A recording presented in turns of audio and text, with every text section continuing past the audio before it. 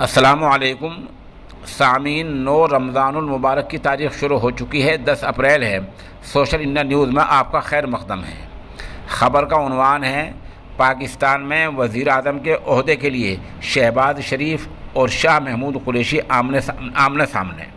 آپ کو پتہ ہی ہے کہ 24 گھنٹے پہلے عمران خان کے خلاف تحریک عدم اعتماد پاس ہو چکی ہے، جس وجہ سے اب پاکستان میں وزیر اعظم کا عہدہ خالی ہے۔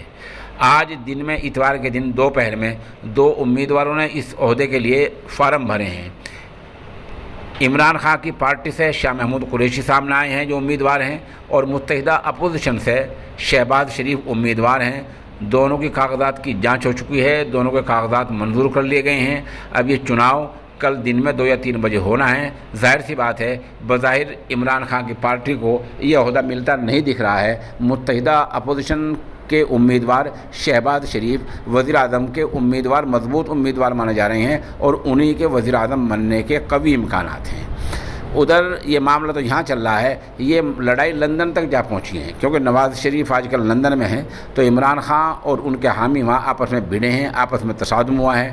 نواز شریف کی رہائش گاہ پر جا کر ان کا حامیوں نے جشن منایا ہے۔